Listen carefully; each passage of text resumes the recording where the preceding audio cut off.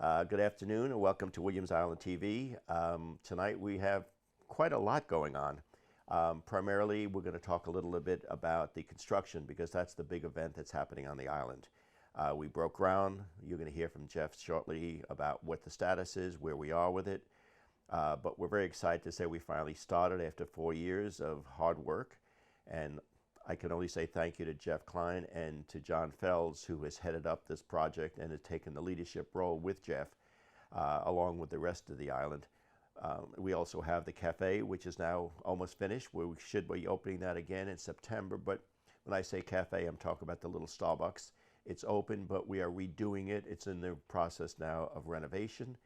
The tennis shop is already open. The deck is open. The furnitures are open. And during the course of construction, other than the pool, which we're now utilizing the pool over in the gym itself, really we won't be missing a beat. We'll be continuing with all the events, everything that we had always had throughout the years. But you'll hear today, we have Carrie coming from the spa, we have Jeff that's going to give us an update on everything. And we also have Keven Klopp from the city, who's the head of planning and zoning. And there's been some conversation around the island and around the city about certain zoning changes that could adversely affect. And I think you'll find out that it's actually an enhancement to the zoning, not an adverse reaction. And he'll explain everything to you. So with that, let's get on with the show. We look forward to seeing it. And please listen, have your friends tune in. We'll be running this for the whole month now. But thank you for watching, and we'll look forward to seeing you next time. Good afternoon and welcome to Williams Island TV. Today we have a very special guest, and the reason for Keven Klopp, Community Director, Head of Planning and Zoning, being with us is due to the fact that there are so many ambiguities to some of the changes coming up at the city's zoning and hearing meetings that I thought you would come here and explain some of it. Obviously, the areas of the submerged water, open space, densities, etc.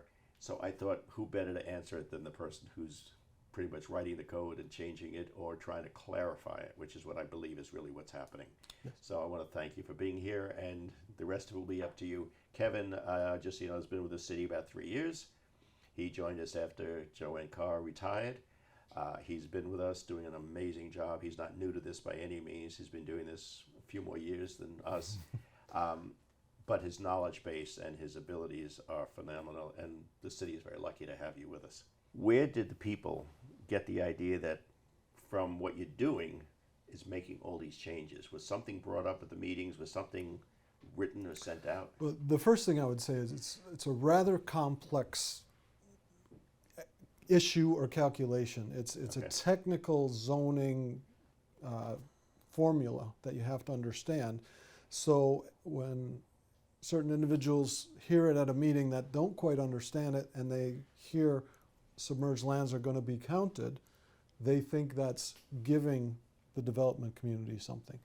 But really what it is clarifying two different things in the code that don't work together and making sure they work together in a way that makes the city whole in the future in its open space requirements.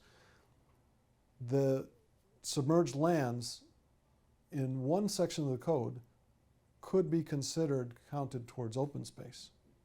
That's not how it's been interpreted, but the open space requirements have been interpreted in a way that makes it conflicting.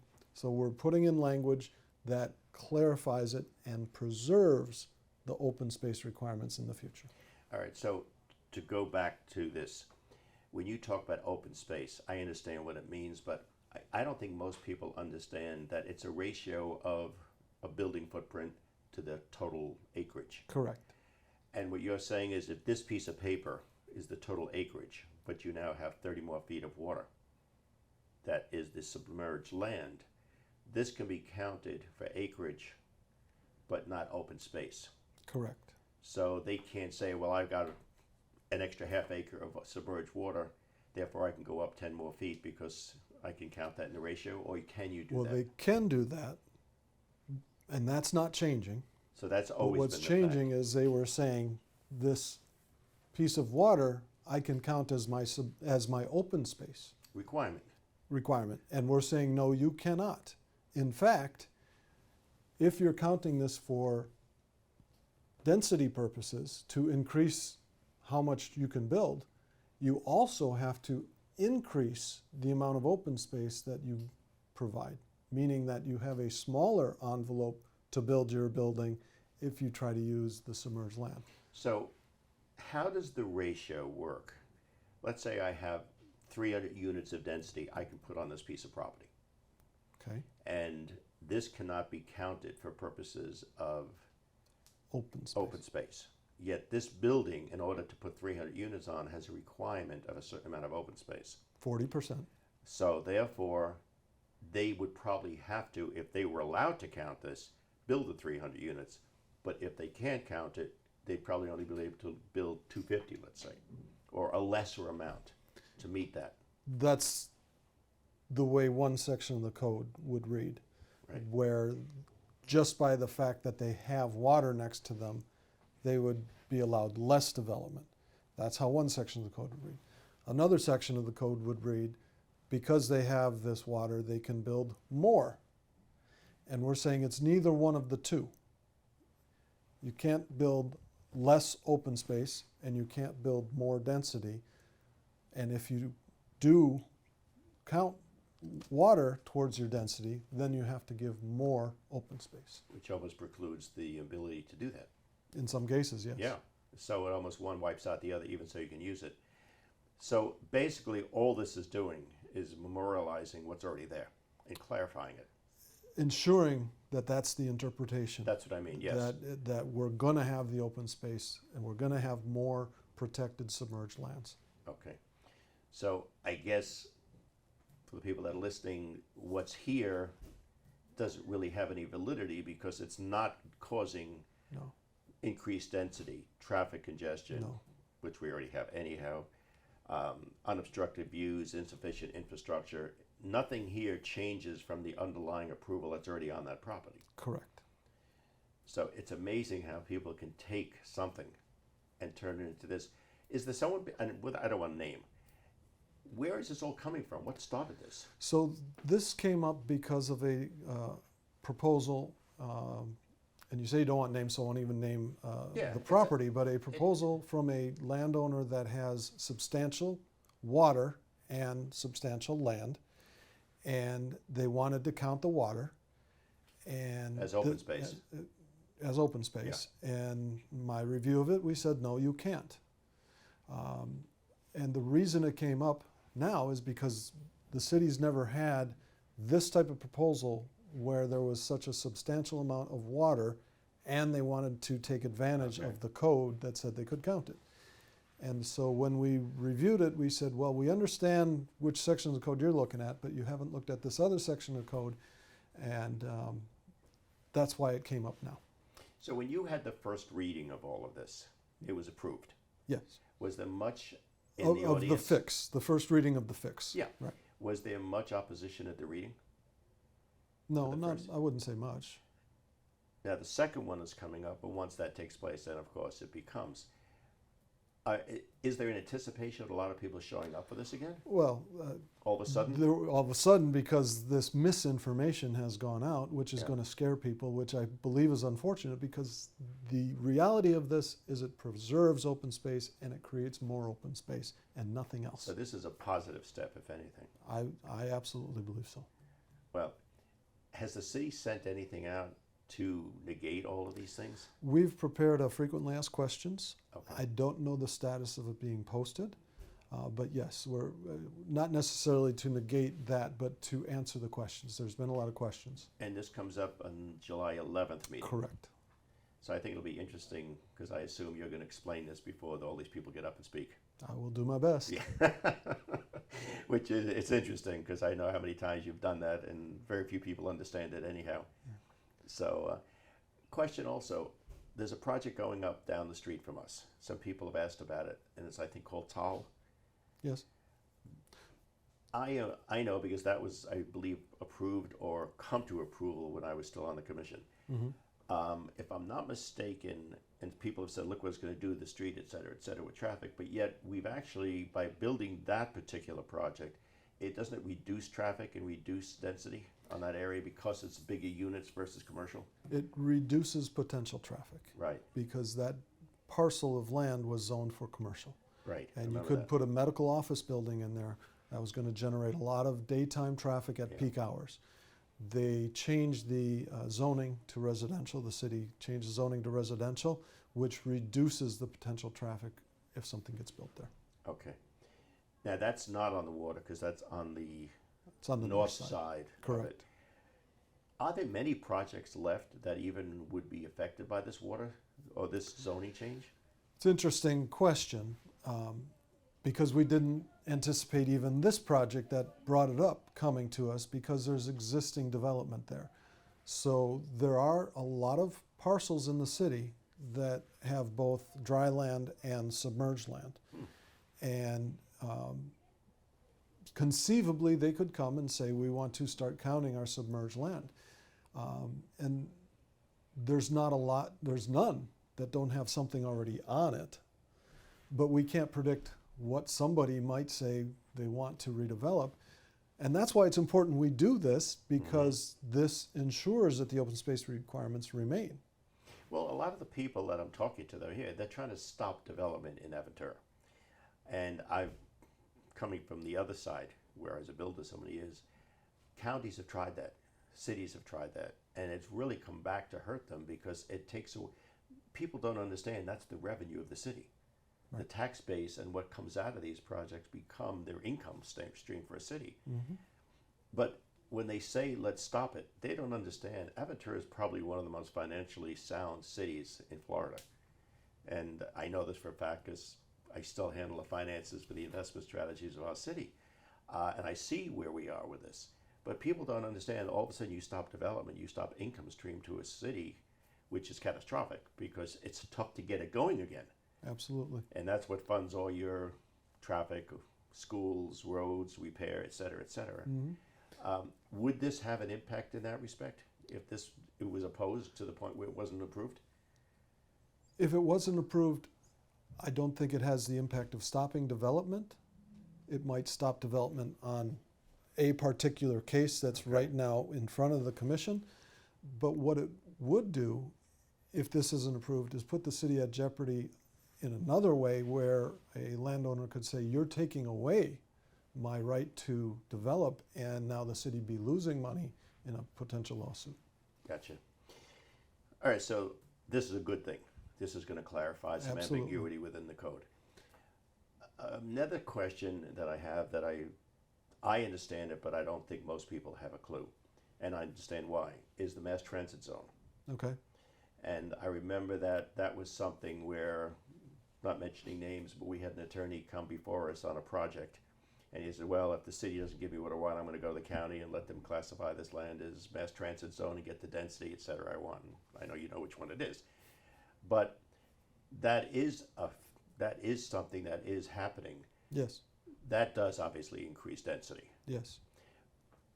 If I'm not mistaken, isn't that only for pieces of property within a certain place, a certain location of the tracks? Yes, 1/2 mile under the county's law from the tracks, so properties within that distance. Under the city's zoning that we're proposing, it's only 1/4 mile where that density is increasing. So you're talking really just properties along Biscayne Boulevard. That's what I thought. Where right. we're going to be increasing density. Yeah, because people were under the impression that it would affect the entire city. No. And it really doesn't. It's just increasing at that point. Correct. Is there any question coming up as far as affordable housing for the city? There is a program, and it's not affordable housing, but it's called Hero Housing. Okay. And Hero Housing is something that's going to be for City of Aventura police officers and City of Aventura teachers only. And it's to provide them an affordable place to live within the city. There is a question from the state. They adopted a law called Live Local that takes away some of the city's zoning rights and forces cities to approve affordable housing projects.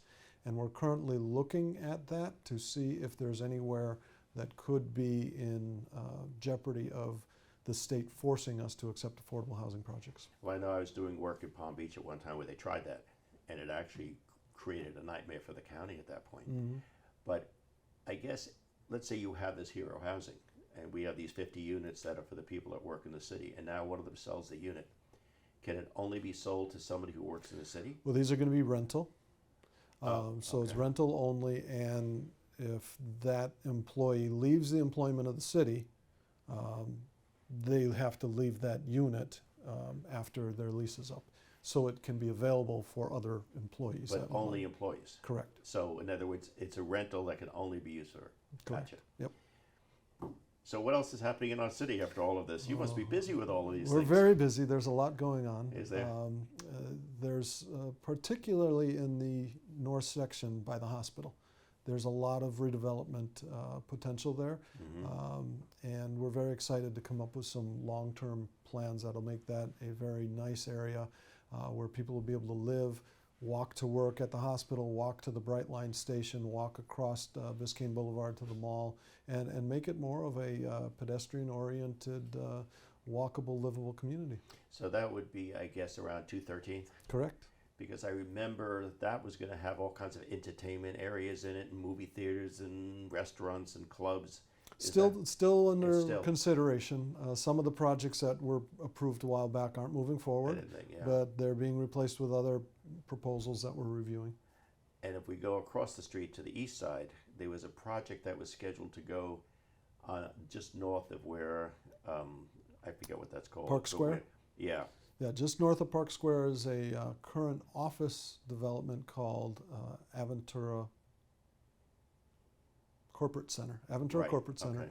And they're proposing to turn it into a mixed use similar to Park Square, where they'll have apartments, restaurants, as well as the office component. We're hopeful that their first plan that got approved, they rescinded, and now they're proposing a different plan. And we're hopeful that the second plan they'll actually build. You know, it's amazing. In one little city, there is so much that goes on there's here. a People lot would happening. never understand and believe all the complexities of what goes on. Yeah, It's an amazing city. it's a Amazing. lot of fun to work on. Well, I'm not going to keep you because I know you're busy. Well, You thank have you. a lot of things to do, Appreciate but I it. really appreciate that you came down because there's so much going on with so much ambiguity, so much confusion on these kind of issues, especially this coming up.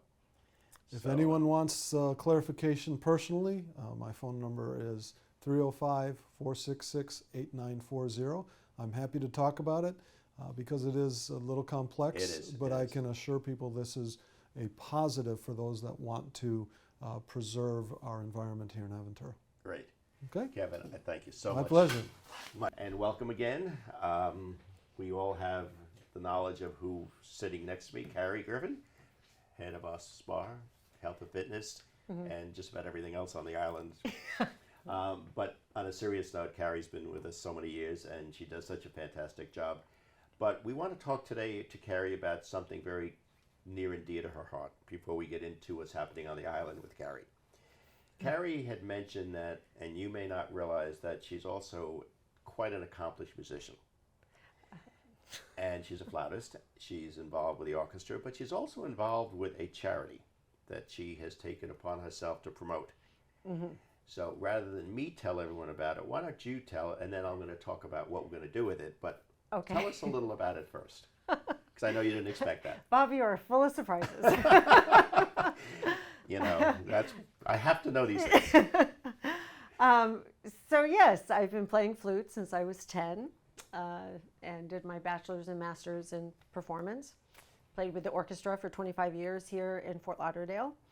And about 12 years ago, I formed a 501c3 not-for-profit organization called Music in Miami, which produces concerts for local professional musicians, both classical and jazz. Mainly, we've been doing it at Trinity Cathedral, downtown Miami. But I have a collaboration where I teach at Kalos Music and Art School right here in Aventura. They have a beautiful recital hall, absolutely beautiful. Now, where in Aventura is it? It's just south of Aventura Hospital, and it's okay. on the west side of Biscayne. Gotcha. And it is a wonderful art and music school. The owners are from Venezuela and are phenomenal musicians and teachers as well. Where did the musicians come from? All from here in South Florida. Oh, okay. So the whole idea, the mission of Music in Miami is to promote local professionals, to give them work, to give them a stage to perform that is not on the big stages. It's not Broadway. It's not the big orchestra, because we have our own performing arts center for that. So this is for chamber music. This is a much more intimate concert. So we're starting a 12 concert series starting in September. Actually, on my birthday, September 9th, is our. You have a birthday coming up. I do have a birthday coming up. So, wait, are you a Leo? No. No, a Virgo. Virgo. Yes, very much of Virgo. Very much. Yeah. Anyway, so we're starting a 12 series concert series right here in Aventura in this recital hall. Approximately 6 jazz, 6 classical. We'll have some family concerts in there as well. And that's what we're doing. That's very exciting. Yeah. And after Carrie told me about this, which I thought was a great idea, I've spoken to a few of the people that had to be spoken to, and Williams Island will put this as part of our program. Awesome. And we're going to be dealing with somebody from the C&E committee, which will be working with you. Okay. And I think what you're doing, the only thing I would suggest is when people hear the word chamber music, yes, on some occasion they find it boring, and it really isn't. No, it's not boring at all. It's beautiful. Yes. So explain a little bit more about that, because I know people think it's 3 cellos, a violin, and it's very down and depressing. No, it's so engaging because it is fewer instruments. It can be any combination of instruments, typically like 3 or 4. It could be the typical string quartet, but I think the nice thing about these concerts is that you are upfront and personal with the musicians. There's talking, there's some interaction, because it is in such a beautiful boutique kind of a concert hall. So, and it doesn't all have to be Bach, Beethoven, Mozart, although those are incredible composers, of course. But sometimes we do more popular composers as well, and it could be a vocalist. It's just a smaller group. You know, there's a society that's coming out of San Francisco that's been there for a long time, and they promote original, not only jazz, but classical, pop music, but all original. And then it gives their performers a chance to perform their own material, and then they tour with it, because I know at the Jazz Roots Festival, they've had some of these groups perform there. Right. And some of them are amazing, small groups, 3, 4 musicians. Right. So I'm assuming it's similar to that, isn't it? Similar, yes. So it's a 12 series, so I want everyone to be looking for this, because it only seats, 40 people, 50 people? 48 people. 48 people, which is why it's such a special place. Parking's free. It's very close. You don't have to go all the way down to Miami, which has become, a lot of time, right? A lot of congestion. No, it's great that it's here. Going down. So this makes it very simple. Perhaps you could take a freebie, right, to this location. And yes, it's up close. It's personal. I think every time I've been to a concert there, which is a lot I've been teaching there for the last 7 years. Wow. It is just so enjoyable. Well, we're going to be part of it in That's the sense fantastic. that we are going to support it. It will be part of our program for the coming year. Great. You'll make sure Arlene has all the information on it. But I understand we also donated a piano. You did. See? You did. You keep all these secrets from us. Yes, you donated the piano from the Island Club, so it's not going to deteriorate through the Great. construction, and it's going to go to good use. And I'm sure it will. it'll be moved out in the next week, and just so grateful. And it's great to see you speak with such passion about something you love so much. I do. Anyway, I do. now we'll get back to the spa, but I did want to talk about that mainly because we're very excited about being part of it and That's helping awesome. in any way we can. That's awesome. Thank you. What's happening at our spa? We have all our equipment. All of our equipment is in. We are overall we're very busy. Although this summer I think everyone is also traveling. So people are in and out. We have some specials going on for some of our parents who have participated in our youth program through the WhatsApp chat. So parents, please sign up for the WhatsApp chat that Arlene has put together. It has all of our family and youth programs on it. What else? The How's bio the summer station. program? The summer program's going nicely. It's going nicely. We're at the Med Village Pavilion, which has been awesome to have all of the kids together and away from the deli and people who want to relax, perhaps without kids running around like, And our what is normal. happening? We have the 2 trailers. It says a sign. It's a summer program. What is that? It says youth program. Youth so program. we use that space for some of our programming for kids. And we want to encourage all of the parents to come by. You can drop your kids off for half day, full day, and we'll do all kinds of fun activities with them. Arts and crafts inside of the pool. We're using the spa pool in the afternoons. So if you want to go get your nails done or go for a workout or something like that, you can drop your kids off and we're happy to entertain them until 3 o'clock. Yeah, because somebody came over to me and said, we love that program that's going on there. Oh, and I good, wasn't good. sure about what it was, but Yeah. I said, Carrie's got to be behind this somehow. Yeah, it's fun. That's wonderful. Amore from tennis has been fantastic with the tennis portion of the program. Amanda, our swim instructor that has also been here for about 6 years. It's a great team. They know the kids, they know the parents, so it's very familiar for the kids. If you just come to the island, we welcome you and make sure that everyone feels good and the kids are That's great. good and happy. Yeah. Well, I imagine with the demographics changing on the island, there's so many new young families coming on the island with Yeah, kids. there's It's lots. amazing. Yeah, it's amazing. I mean, you It's go to our amazing. dining room now, and you don't believe how many young kids are in there. Yeah, It's a whole great. other world. Yeah. I mean, I don't know anybody anymore. I mean, it's like I sit there. Come to summer camp, Bob. I'm going to. You need a counselor? I'm ready. Sure. But anyway, how do they like the equipment, all the new equipment? They love the equipment. Yeah, big hit. The performance treadmills. We do a lot with our younger, more fit members. The machinery, everything. Everyone has adapted. They are using it. There's so much that you can do with these treadmills and all of the computerized programming and routines, and so we try to encourage them to do all that. Has the closing of the Island Club affected you very much? No, we just moved to the Med Village. So we have the pool over here now. We still have the Med Village area. We have the trailers. Right. So that really hasn't affected things too It's much. actually been really nice. It's been Yeah, really nice. yeah. The Med Village Pavilion is very nice because everyone's contained. The trailers are fantastic because it's right next to where the pool is. We plan on holding out there as long as possible. So we really want the parents to know that we're there and to stop by and say hello and see what's going on. We're going to have more and more events at those trailers. They're air conditioned. Yep. We have umbrellas up. We have fans. We have plans Do to the make kids like it? The kids love it. The kids love it. Yeah. Do you yeah. play with them in there? Well, I have not played with them in there, but I've seen them. They're Why don't really we having a lot of I fun. think we should have Arlene stop by and become one of the counselors a little bit. What do you think? I think that'd be great. Yes. She'd yeah. be great. She'd be great.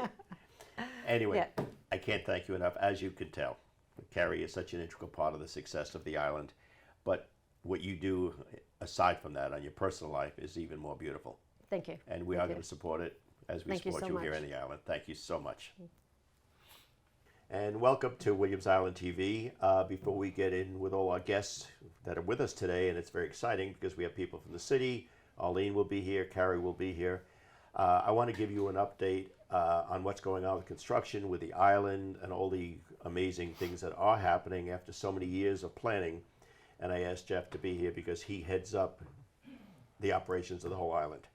And first of all, I guess it's now going on almost a year and a half that you're here with us. Time It's is flying. amazing. Time is flying. And everything that Bob and I talked about when I first got here is coming to fruition, and it's super exciting. We just finished the offices, and the team is working from our new offices. The pro shop is open, operating, and if you haven't visited as a resident, I highly recommend you stop by. It's well merchandised and just modern and very pretty. And that's just a snapshot of But, what's to come. Not to interrupt, but you said something very interesting. When we talked, and you were coming here, we discussed, and I was trying to tell you all the things we have planned for the next couple of years. That's right. And you're absolutely right. I'm just thinking when you said that, almost everything without exception is either done or in the process. And for the most part, I thought you were a good salesperson and you were just trying to get me here, and then nothing was going to happen. But I'm excited. I mean, look, the board is put a lot of trust in the operation, and we're financially sound, so it's a great opportunity to continue investing in the asset and making Williams Island better. Coming up next, we're working on the deli. It'll be rolled out with a new name. There's a whole new millwork package, new components of the deli. We're going to feature gelato, smoothies, juice bar, some great food and beverage offerings, and really take the deli in its new name and the patio and turn it into what I'm going to call Main and Main. Because as you know, Bob, with 18 months plus or minus of a construction project at the Island Club, we need something for the residents to really spend time at and create a social experience. And with the new furniture outside, it already seems to be super huge, popular. huge. So we're just going to keep adding value to that area. So tell me, I know we broke ground, and we have our groundbreaking ceremony the 11th of July. What is actually going on now? What's stage one? Well, it's interesting. You know, what most people don't see is the behind the scenes. Yeah. And the Island Club is a 40-year-old building, and we had to empty it. So before we did anything, we had to empty the 40-year-old building, and we moved all the assets that we're keeping into safe and secure places. We were able to rid some of the things that needed to be rid, and we were able to sell some of the tchotchkes to our employees for $1 and make them happy. Great. So everything found its way either into someone's home or into the trash or into a safe and secure area for the future. The RCC team has been on site since like the 13th. The fencing is up, and believe it or not, they've started already with demo. They've demoed the old pool bar bathroom building, which should hopefully be complete by the end of next week. They've started some slight demo on the interior of the building. And in the next couple of weeks, we'll start to, unfortunately, but fortunately, hear some noise and see some dust as we start to get heavy into the porte cochere and the bridge and the pool deck. But like I always tell the team, work in progress, and progress is exciting. So when we start to see things happening, evolution is here, and what we're about to get ourselves into is this magnificent pool and restaurant facility that's been long awaited by the community. And you know, it's interesting because when we talked about this, you weren't here, it was easily 3-4 years ago when we started the process and we arranged financing. The beauty of all this is we're coming in on budget. It's within the confines of what we anticipated, and there's no assessment to the residents. Yeah, and that's an amazing thing for us to be able to accomplish. And I get that question almost every day. So when are we going to get the assessment letter for the Island Club? And I said, no, there is no assessment. This was really well thought out. I think the team, both on the construction side and the construction committee, along with the board, we did a lot of diligence and really procured a special project. And to do something of this size and nature without an assessment is such a accolade to the community in which we all live and work in. And kudos to the board for getting this to the finish line, and you for spearheading that. But now the fun starts. We get to wreck it and build it back, and then have this beautiful blank canvas to create something special for the community. Well, you know what's beautiful about this? We have a very unique board, and we have an amazing construction committee headed by John Fells. And the combination, when everyone's working towards the same goal, nobody has a personal agenda, and we all want what's good for the island. I think the board and the committee and all of us have worked so well together that, and the presidents of the buildings, it's amazing that we have this unity, because normally this doesn't happen like this. Yeah, it's been pretty smooth. I mean, obviously there's a lot of work that goes into a project of this size, and it's complicated. We're on an island, and the construction crew has logistical issues, and there's barges and big pieces of equipment, and whoever knew that you could only put 10,872 pounds of equipment on a bridge? On a bridge, yeah. I didn't know, but we had to actually analyze it and find out exactly what size and shape fits. So the team's doing a great job. The operators are being extremely nimble, and we're trying to keep the island activated. I know you'll hear from Arlene a little bit later, and she'll talk about some of the events and some of the things that are happening. Our goal is to keep engagement happening and keep the residents fully engaged and submersed in the food and beverage happenings, the island happenings, and provide the best possible quality and service while we get through this process. Well, I don't think people realize that when you're doing this kind of an operation and this kind of project, it's disruptive to the island, to the residents, to the roads, everything. Yet with all that said, you still maintain the operation of this island. The food and beverage is going, parties are going, the functions are going, tennis is going. Everything is going without missing a beat. And yet there's tremendous upheaval behind the scenes to create all of this. It's like a Broadway show. Well, the logistics to keep the operation going while you're also renovating half the island. Sure. At the same time. It's complicated, but we have a team of experts, and we're all here for the same reason. Like you said earlier, we want to make the best of Williams Island, and we can't just take a hiatus while we go and build the Island Club. So we have to continue with great offerings in the grill, and the spa has to continue offering great events, and tennis is always doing great events. And now we're really at the center of Main and Main, where tennis, spa, and food and beverage are coexisting and creating great stuff right here at the tennis center. So we're excited about it. Well, and I guess as a testament to the board for bringing you on, I guess we got the right person for the right job. Thank you. And I thank you, because it's not easy. It's, you and John Fells have been working diligently on the construction, but you've taken our team, and we have phenomenal people. Let's face it. I would say our staff of people are second to none. But you create such cohesiveness and such organization that all of this is still going on, and it's seamless.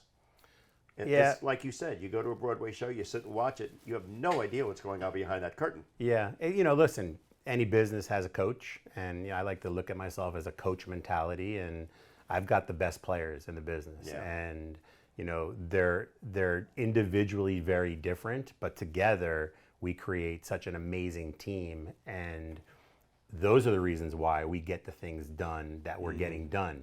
In a lot of places, it's a struggle. Well, the people don't get along, they're not collaborative, they're silomatic, but that doesn't exist here. Everyone here is trying to make the overall island better, and where there's a lot of collaboration. And one of the best examples of that is how we're operating our summer camp program this year.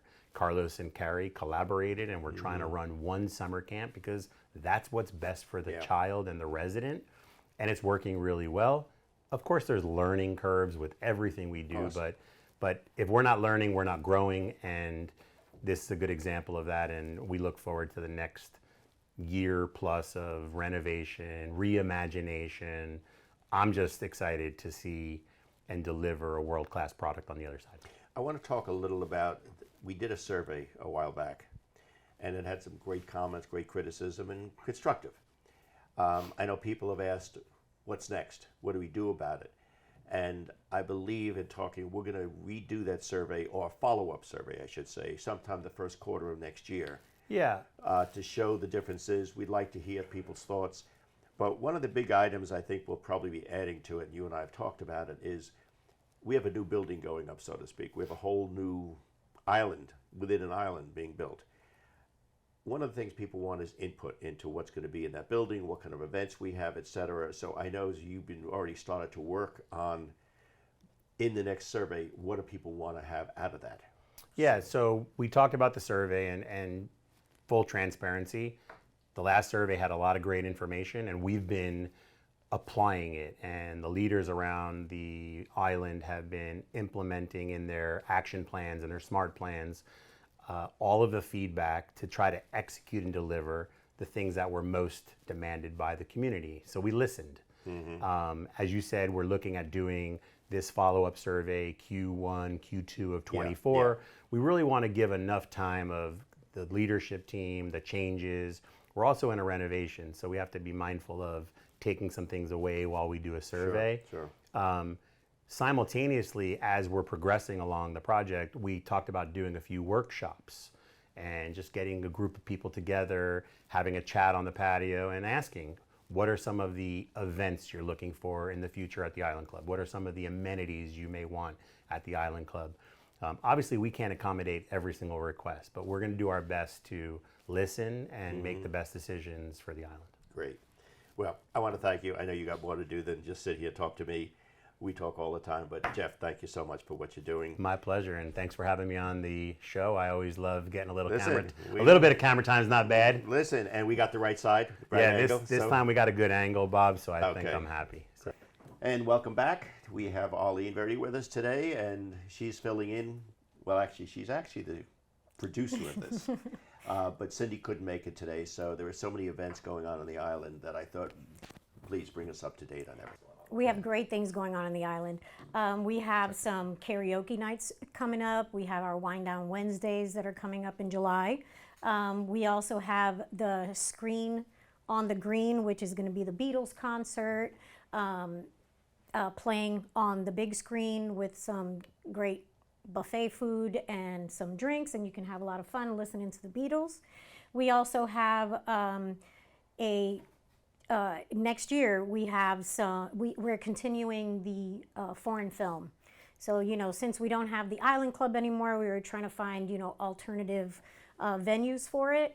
And we came up with a great idea of using the spa fitness room. So we're going to be using the spa fitness room, which will have plenty of room, you know, and we'll be able to offer, you know, like little bites such as popcorn and things like That's a great that, idea. coffee, and yeah. So it's going to be a great alternative, so we can continue that very popular event that we have, you know, every month.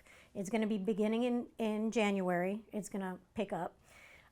So, you know, we're really excited for the So, calendar. For the next couple of months, over the summer months, normally it's very quiet, but we seem to be very busy. Yes. And with the cafe open and with the new Starbucks really in the flow of things, what are we going to do on the patio? Are there anything planned for that? Well, we're doing the Wind Down Wednesdays on the patio, which is a very popular night where Thaddeus, you know, brings in some great wineries and offers, you know, like a little mini class on the wines, you know, how to pair them and things along those lines. And you can even buy some of the wines that are being highlighted during that event. So that's a very popular event that we have, you know, on the tennis patio. Obviously, all the tennis events will be, you know, happening there. We also have later, like in the beginning of the fall, we're talking about having a bark brunch or a yappy hour, so that you can bring, you know, your little furry friend and enjoy some, you know, cocktails with your friends. Right there on the tennis patio as well. So it's going to be utilized a lot more because we no longer have the Island Club or, you know, like the pool deck. So it's going to be utilized a lot more this summer. So in terms of what's happening here on the patio, somebody had mentioned that they had some ideas of like doing like a little reggae band on a Sunday afternoon or those kind of things. Is that what you're planning to do, those kind of ideas for the weekends or nights or? Well, yes, we have some of those in the works.